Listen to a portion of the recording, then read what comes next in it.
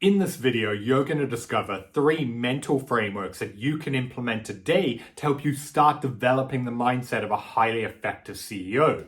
These are going to help you up-level your way of thinking so that you can more confidently make decisions, you can get out of your own head, and really stay calm and grounded regardless of the chaos going on around you. If you're new here though, my name is Byron Morrison. I'm the author of The Effective CEO, and I help first-time CEOs become the leader their business needs to take it to the next level of success. The frameworks I'm going to be taking you through today are the foundation of my Evolve program, and they've been implemented by CEOs in 18 different countries to better navigate the challenges that come with their growth. So if you want more content on becoming a highly effective CEO, make sure you hit the subscribe button so that you don't miss future videos. Framework number 1 is developing a mindset that's grounded in a state of response. Because when you're running a company, it's easy for your days to get consumed by putting out fires, solving other people's problems, and dealing with never-ending demands. This can keep you trapped in what's called a state of effect, where whether it's the people around you, the challenges you're facing, your environment, or whatever else is going on, directly impacts the way you think, feel, react, and behave. This is a huge issue because when you're in the state of effect, essentially what's happening is you're going through your days where life is happening to you, and then you react to all of these problems without that much thought about what you're doing or why. And as I'm sure you've seen, there's no way you can make the right decisions or show up at your best when you're in this high-stressed reactive state. And this is why it's so important to recognize that there's a huge difference between a reaction and a response. A reaction is impulsive, it's driven by emotion, whereas a response is processed and controlled. And this is why if you want to start thinking like a highly effective CEO, we have to get you to stop reacting and start responding. The first step in making that happen is becoming aware of your negative emotional reactions. What I need you to do is throughout the day, watch for any time you're going into a state of effect. Basically, what you're looking for is anytime you're having a negative emotional reaction, you're overwhelmed, you're frustrated, you're angry, you're stressed, you're anxious, whatever that may be. Whenever that's happening, what you need to do is stop, take a deep breath, imagine that mentally you're taking a step back, and then stop and ask yourself, why am I feeling this way? What's going on right now? What's causing this negative emotional reaction? Once you understand what's happening, then you need to shift your focus from the problem to the solution. You need to ask yourself, okay, what do I need to do about this? How do I need to handle this as the best version of myself?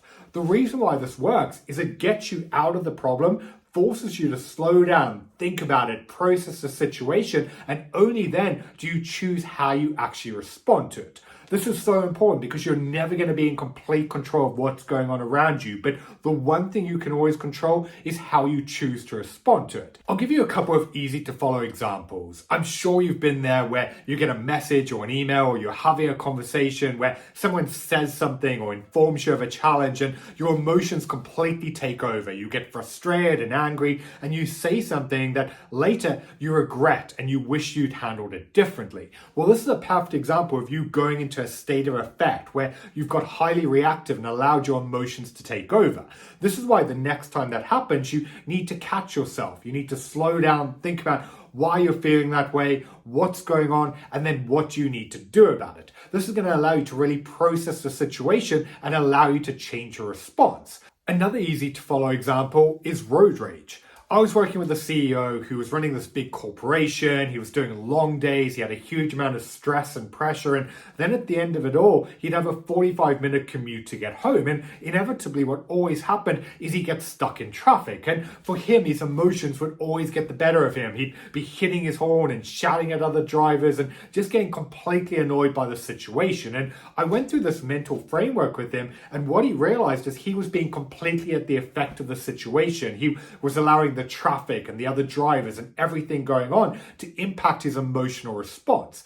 And this is why for him, by slowing down and processing the situation, what he could do was shift his focus from the problem to the present and what he could actually do. He came to one of our calls and he told me like he couldn't believe what happened the night before. Rather than getting pulled into shouting at other drivers, he realized nothing he could do could change the situation he was in. But what he could do was turn up his music, he opened his window, he looked around at the world around him, and he had such an amazing drive back, just being present with his thoughts and allowing himself to slow down and actually be in the moment. And this is so important because you're never going to be in complete control of what's going on around you, but the one thing you can always control is how you choose to respond to it. And these principles apply to everything from whenever you're getting overwhelmed by a challenge, dealing with a difficult member of your team, you're facing a setback or something going wrong. You always need to shift your focus into the present and what you need to do about it. And the way that you do that is by slowing down, processing the problem, and only then deciding how you're going to respond.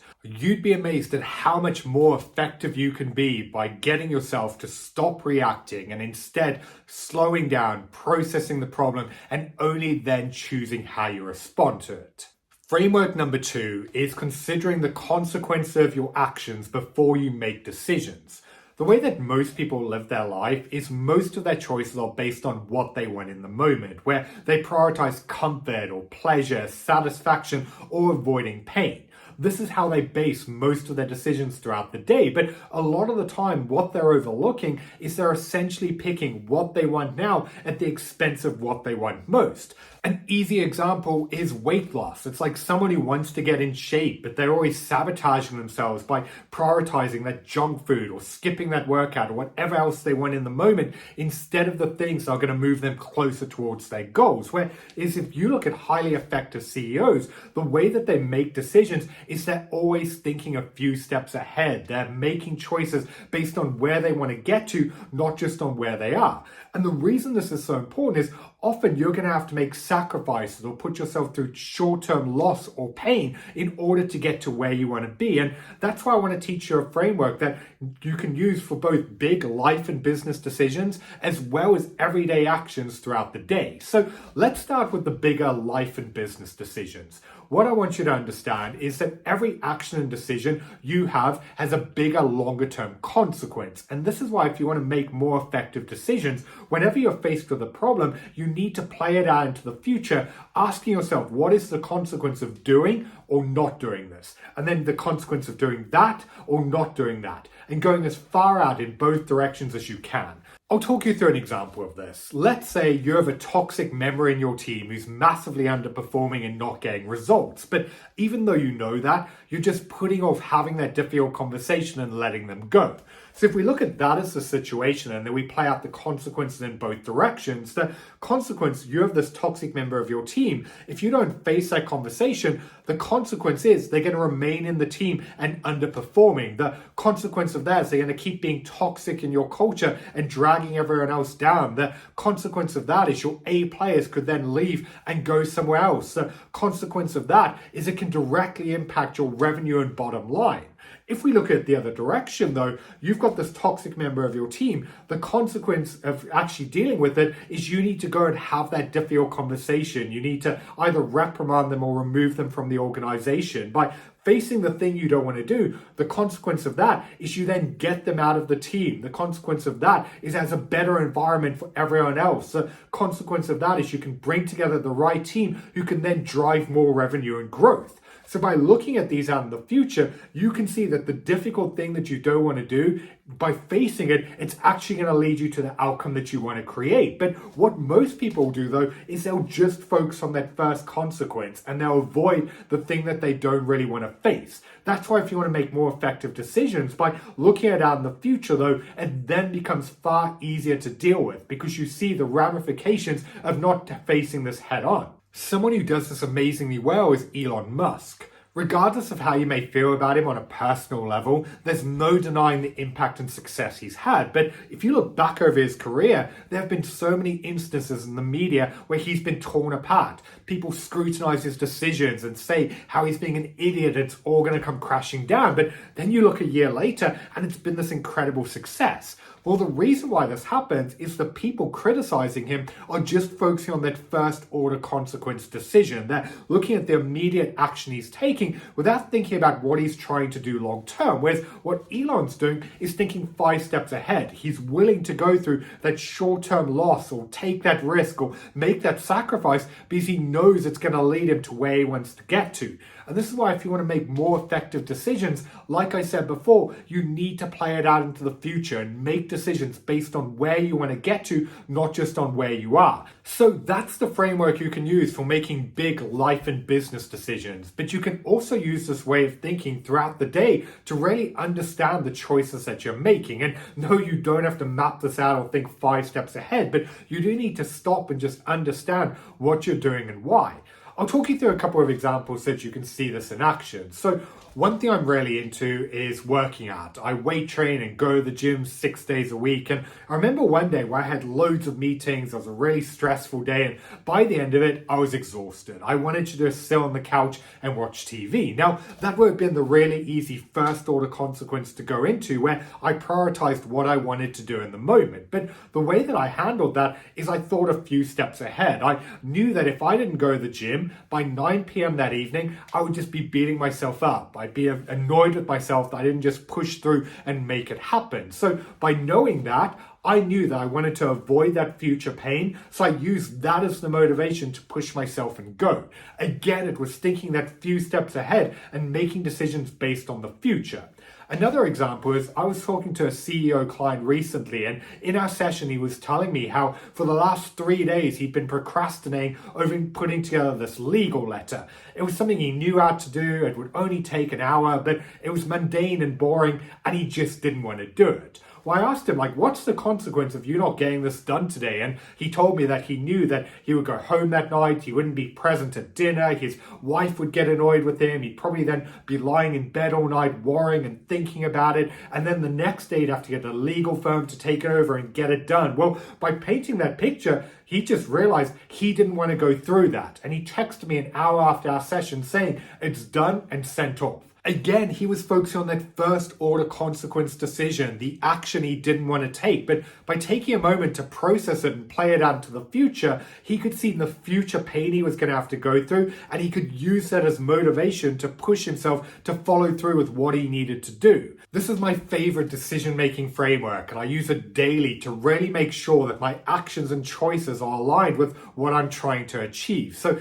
implement this yourself, and you'll see a big impact on the momentum and results that you're able to create. But with that being said, is there anything you're avoiding right now that you know that you need to do? Well, think about what is the consequence of you not getting it done? What pain is future you gonna have to face if you don't push yourself to follow through? Share it in the comments below and let me know what you're gonna do about it for accountability and making it happen. And if you're enjoying this video, make sure you hit the like button. Framework number 3 is separating mental stories from reality, because we've all got a story in our head. It's our perception of the world and what we believe to be going on, and sometimes it's just so ingrained within us that we don't even recognize it's there. We take it as reality, in fact, without stopping to question whether or not it actually is. And this is a huge issue because a lot of the time that story can then directly guide our actions, our decisions, our emotions, and the way that we think and feel.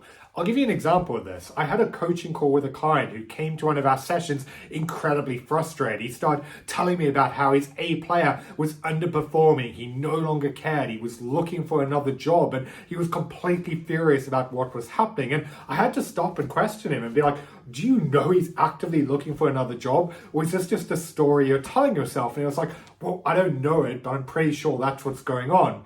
So what I had to do was push him and be like, look, you don't know that's the reality. It may very well be, but you need to go and find out for certain. So he went and he spoke to the member of his team, and it turned out that recently his mother had a severe health diagnosis. He was now looking after her at home while trying to balance that with some young kids. He had all of this pressure on him, and he didn't want to speak up. So this is why his performance had been suffering. It wasn't that he stopped caring. He was just trying to do the best he could to keep it together. As soon as my client heard that, he was then able to lighten his workload workload and put in all the support to help him during this challenging time. But if he had gone with that immediate mental story, he could have reacted on emotion, said something he regretted, or blown the situation completely out of proportion.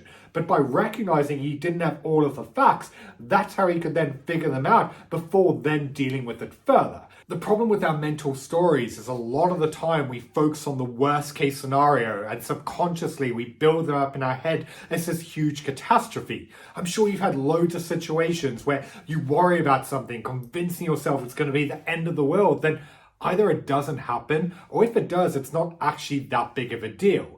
Well, one of my favorite quotes is if you stress about something before it happens, you essentially put yourself through it twice. And this is what we're regularly doing whenever we're buying into these mental stories and convincing ourselves of a reality that may or may not actually exist. And this is why if you want to feel more in control, you have to learn to separate a story from reality. And the way that you do that is you need to catch yourself in the act. Whenever you're focusing on the future, you're making assumptions, or you're jumping to conclusions, you need to stop and ask yourself, do I know this for certain, or is this just a story? If it's just a story, what else could be going on, and what do I need to do to figure it out? A lot of the time, the action you'll then need to take is either to find further information or to speak to someone in order to clarify. But the benefit of catching yourself in that story is going back to the previous frameworks is it then forces you to slow down, to see the situations not as black and white as you initially convinced yourself, to process what's going on, and only then respond to it based on the information and clarity that you get. Once you get this right, you're going to reduce a ton of anxiety and stress, and you're then going to be able to focus on the situation and how to handle it as the best version of yourself. So there you have it, 3 mental frameworks that you can use to really change the way that you think, process problems, and navigate challenges.